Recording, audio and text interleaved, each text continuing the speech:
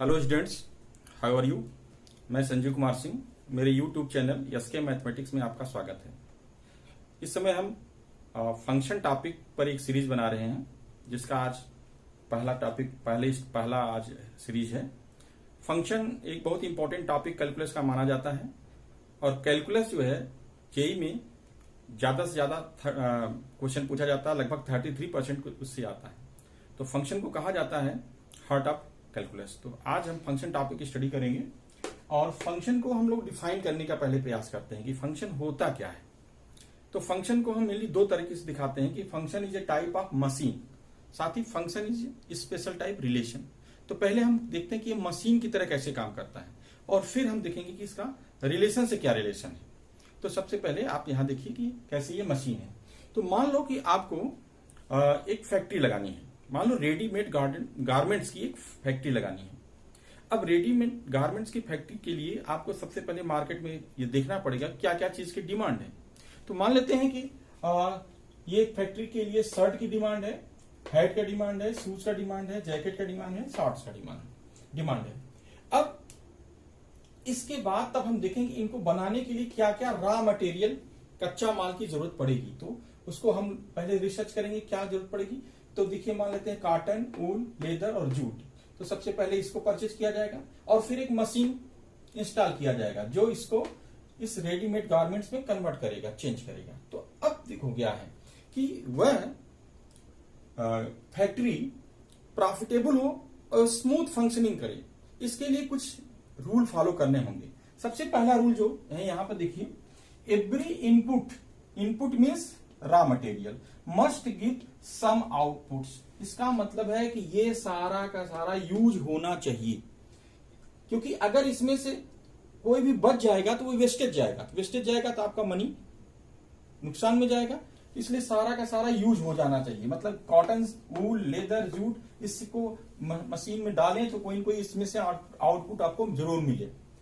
दूसरा, no input should give more than one output. अगर एक इनपुट पर एक से ज्यादा आउटपुट होगा तो अनसर्टेनिटी होगी।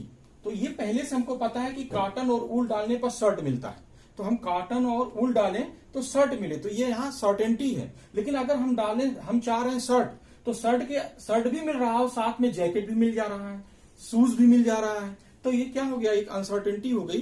तो इस तरह से अगर कोई भी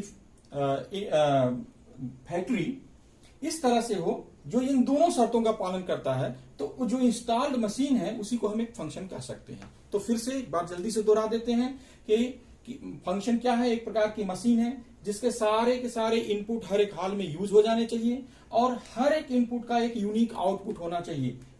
ठीक है, तो इसी को हम, तो जो इनपुट और आउटपुट में जो ये रिलेशन बन रहा है, इसी को हम मशीन बोलते हैं। तो जो इन दोनों नियमों का पालन करे। फंक्शन कैसे रिलेशन से रिलेट करता है। सबसे पहले आप रिलेशन आपको पता है कि relation is subset of A cross B, Cartesian product of A and B, where A and B are two non empty set. And you also know what is A cross B. A cross B is ordered pair in which first element belongs to first set A and second element belongs to second set B. Now let's take example. One example. Let A is equal to 1, 2, 3 and another set B is equal to 3, 4, 5. Then we can make a number of relations. Let R1 is equal to 1, 3, 2, 4, 3, 5. This is one relation because R is subset of A cross B. तो A cross B में ये आ जाएगा। इसी तरह से R2 एक दूसरा relation बना सकते हैं, 1, 3, 1, 4, 2, 4। इसी तरह से और भी रिलेशन हम बना सकते हैं, R3 1, 3, 2, 4, 2, 5, 3, 4 and so on. So many relations. कैसे कितने रिलेशन हम बना सकते हैं। आपको पता होगा कि number of relation is equal to 2 power mn, where m is the elements of A and n is the number of elements of B। तो हम ढेर सारे बना सकते हैं। तो ये रिलेशन हो गया। अब फंक्शन इस रिलेशन से कैसे अलग होगा, तो यहां आपको समझना है कि function is a special type relation in which no two ordered pair have the same first element. Function is a special type relation in which no two ordered pairs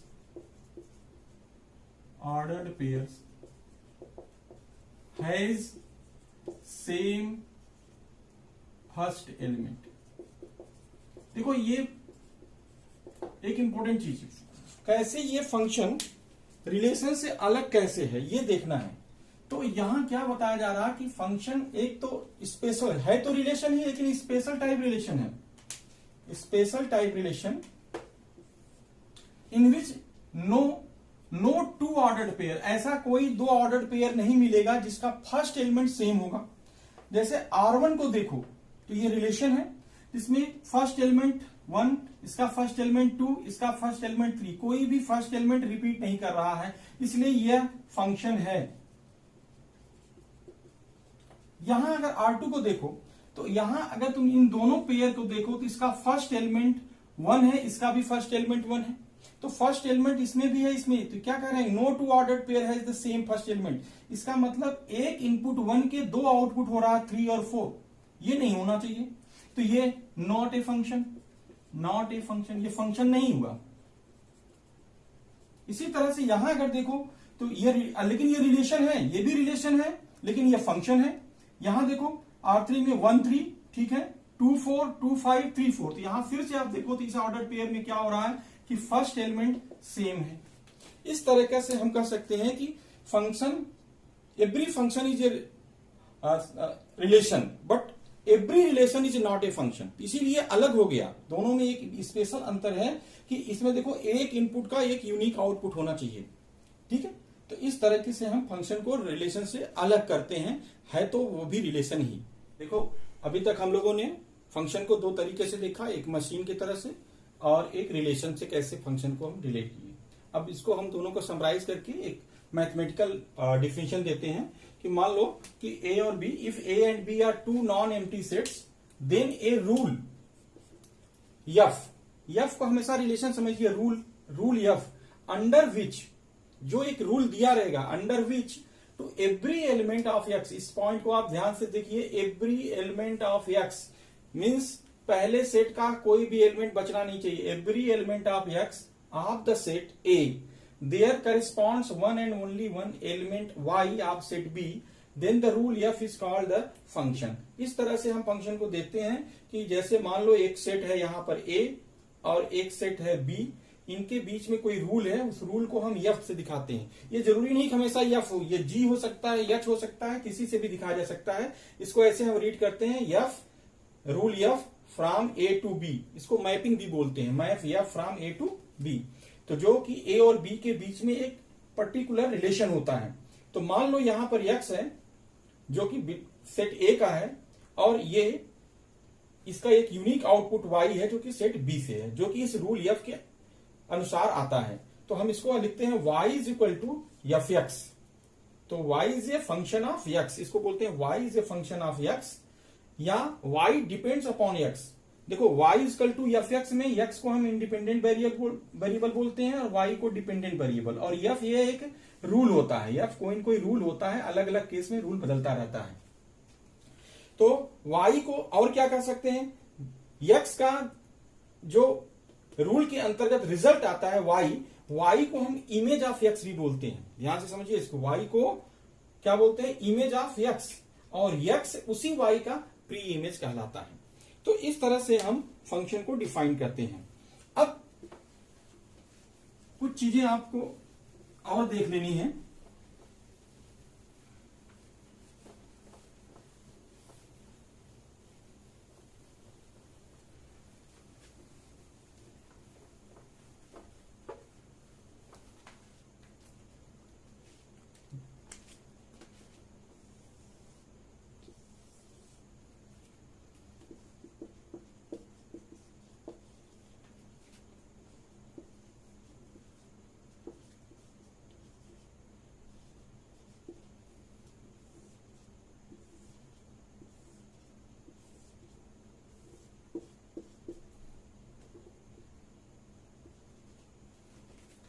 मान लेते हैं ये दो सेट हैं ए और बी। इसमें एक होता है कि ध्यान से समझो, ये जो पहला सेट ए है ये डोमेन होता है, इसको हम पूरा का पूरा डोमेन। What is domain? इस केस में डोमेन क्या होता है? All elements of first set ए के सारे एलिमेंट को हम डोमेन बोलते हैं। तो ये डोमेन हो गया आपका। अब पूरा का पूरा सेट बी को हम बोलते हैं कोडोमेन, उसको कोडोमेन कहलाता है। और जो इनका इमेज होगा, F image of elements of A called range. तो एफ इमेज जो भी होगा, एफ इमेज का मतलब रूल लगाकर इनपुट डालने से जो आउटपुट आता है, तो एफ वही एफ इमेज कहलाता है। तो एफ इमेज को ही हम रेंज बोलते हैं। तो इस केस में अगर ये जो फिगर दिख रहा है, इस केस में अगर कोई पूछे डोमेन क्या है, तो डोमेन हो जाएगा ए बी सी डी। कोई पूछे कोडोमेन क्या होगा? All set B means E M G H I. और अगर कोई पूछे रेंज क्या है, तो अगर रेंज देखोगे तो जिससे ये कनेक्ट होता है तो हो जाएगा ई एम जी एच। आई नहीं लेंगे क्योंकि आई इसमें से किसी भी एलिमेंट का इमेज नहीं है, इसलिए आई को नहीं लेंगे। ध्यान दीजिए, इसमें एलिमेंट बच जाएगा तो कोई दिक्कत नहीं है, लेकिन इसमें बचना नहीं चाहिए। तो फंक्शन के लिए नेसेसरी कंडीशन है, इसमें से कोई बचना नहीं चाहिए और हर एक इनपुट का एक यूनिक आउटपुट होना चाहिए। ठीक है, इस तरह से होता है। एक क्वेश्चन बनता है कि क्या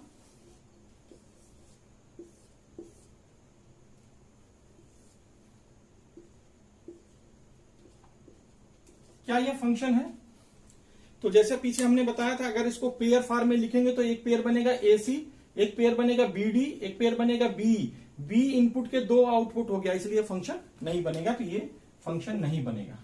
ठीक है, तो इस तरह से हम फंक्शन की डिफिनेशन देते हैं। अब इस पर बेस्ड हम लोग कुछ क्वेश्चन देखते हैं। जैसे मान लो अभी हम लोग डिटेल में अगले सीरीज में आप देखेंगे, इसका डिटेल डोमेन, रेंज और भी फंक्शन की बहुत सारी चीजों को हम आपको बताएंगे। अभी हम कुछ जनरल चीजें देख रहे हैं। किसी पर्टिकुलर वैल्यू पर फंक्शन की वैल्यू हम लोग निकालेंगे अभी।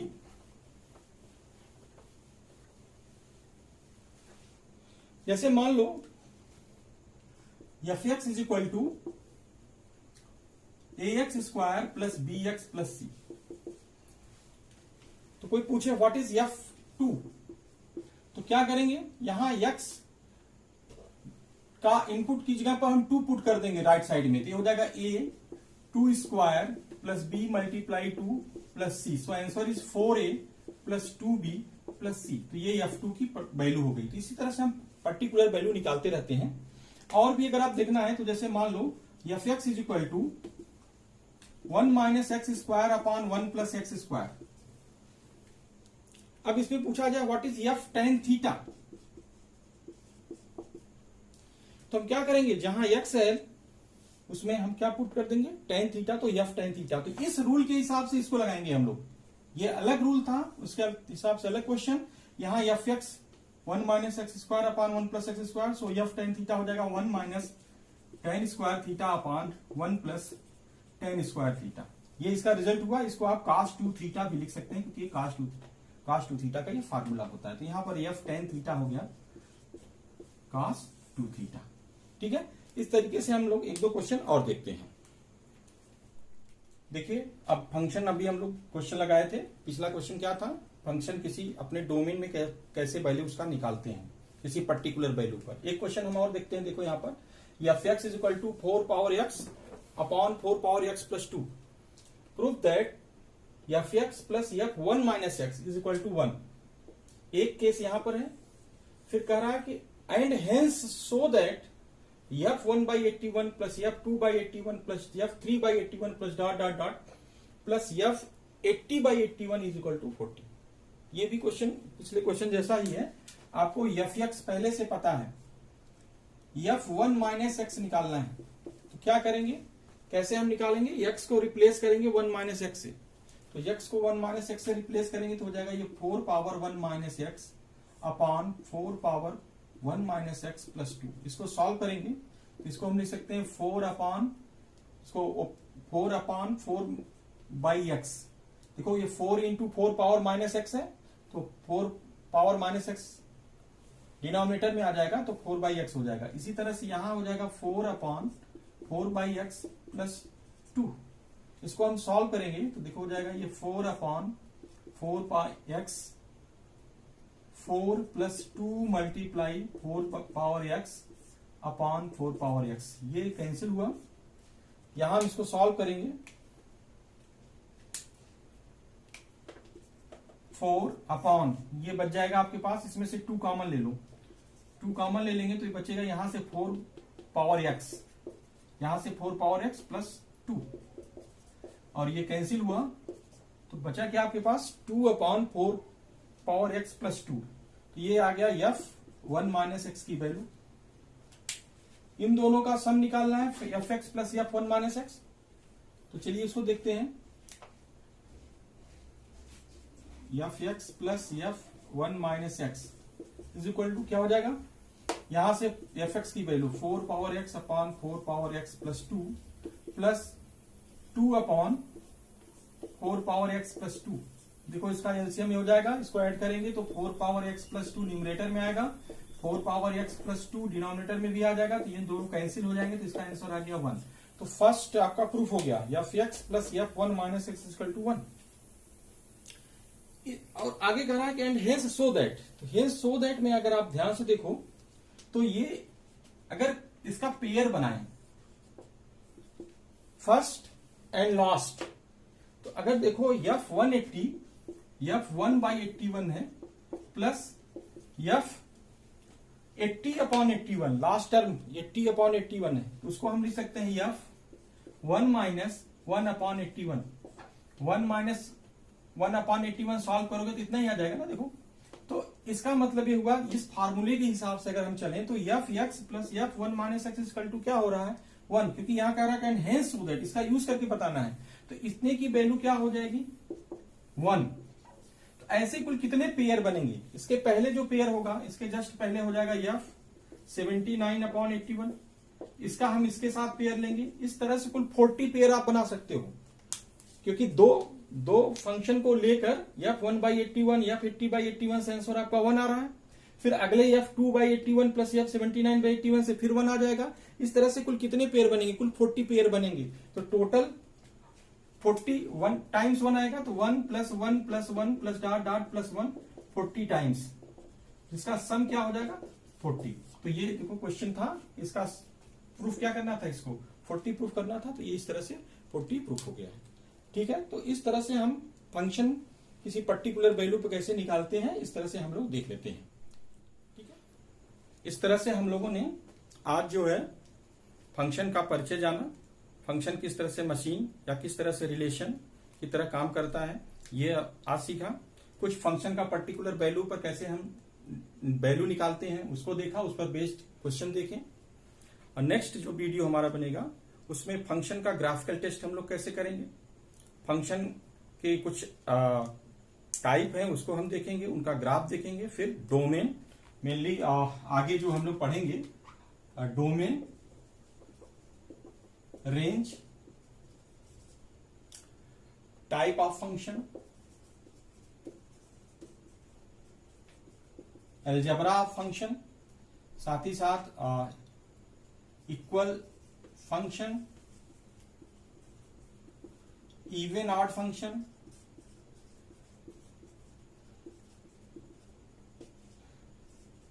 पीरियोडिक फंक्शन, फंक्शनल इक्वेशन, इन सब चीजों को हम लोग अगले वीडियो में देखेंगे।